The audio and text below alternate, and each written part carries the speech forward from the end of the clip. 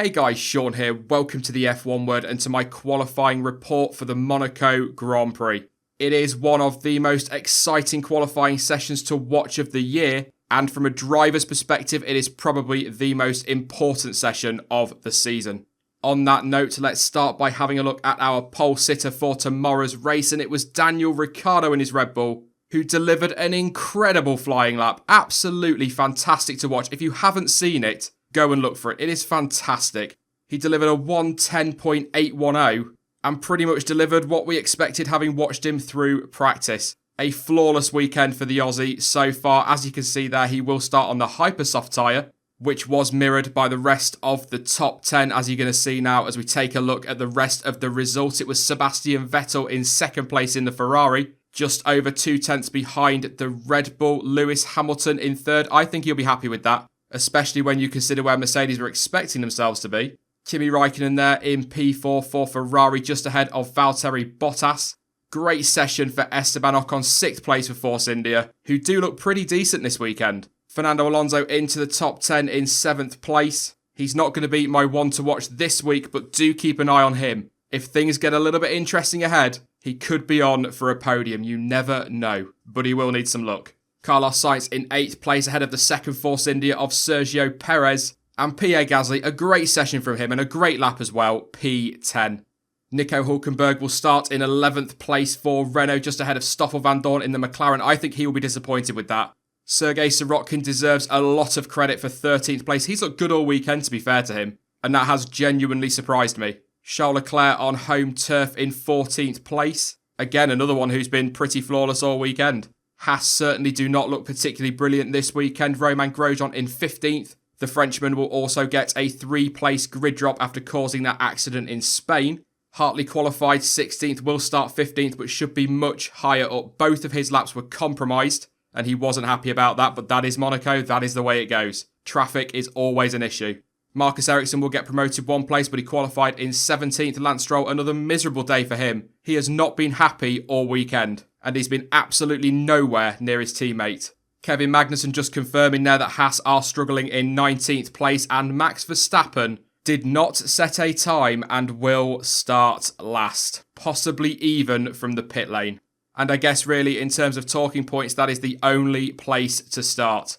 The Dutchman crashed out late in FP3 this morning. Essentially, he was coming through the swimming pool. Carlos Sainz was getting out of his way. Some say that distracted him, I don't know. But he went to turn into the next corner, hit the barrier on the inside, it broke his suspension and he went straight on into the wall. That obviously resulted in Red Bull rushing to try and get the car repaired for qualifying. But once they just about got the car there, they discovered an issue with the gearbox, which meant that needed changing. And there was no way they could do that before qualifying got underway. So he will start 20th. It's a 5-place penalty, but it will be last anyway. He was looking good to that point in FP3 as well. He was possibly on for pole position, at least challenging for it. So massively disappointed of him, and clearly a guy under pressure. This is just the qualifying report though, but I'm pretty sure we will be discussing Max Verstappen during one of the live streams tomorrow. But certainly a lot of work to do from last on the grid, and to be perfectly honest, I think his weekend's pretty much over unless we have the most insane Monaco Grand Prix. 96-esque. There aren't really any big talking points from the session. Valtteri Bottas was investigated for apparently blocking Kimi Raikkonen in the tunnel, but they decided that no further action was warranted. And that's no great surprise, to be honest. When you're on board with Raikkonen, it does look like a block. But as I said a little bit earlier, it's Monaco. Traffic is always going to be an issue.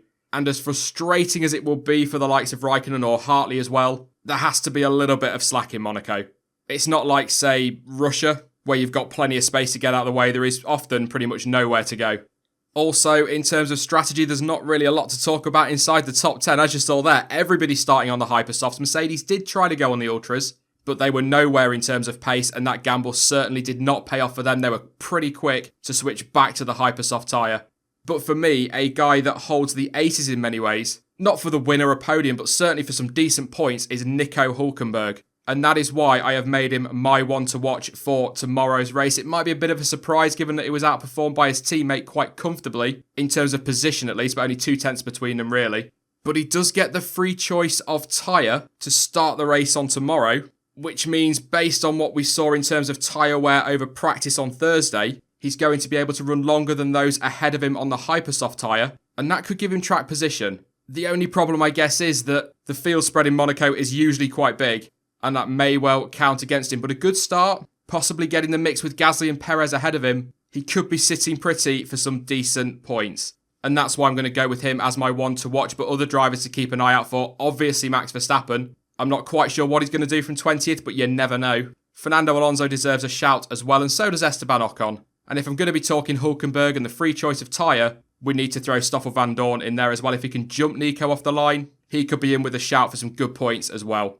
In yesterday's video, I criticised the Monaco Grand Prix as being a bit processional at times, but fingers crossed, we are going to get a half-decent race tomorrow. That is it then for the Monaco Grand Prix qualifying report. But who do you think is going to win the 2018 Monaco Grand Prix, and what is your podium? Let me know your thoughts in the comment section down below. I will be back tomorrow at 1 PM UK time with the pre-race live stream, and again around 90 minutes after the race is finished for the usual race debrief. But in the meantime, you can follow me on social media. Links to Twitter, Instagram, Facebook and to Discord are all in the description down below. But as ever, thank you for watching. I've been Sean. This has been the F1 Word, and until next time, goodbye.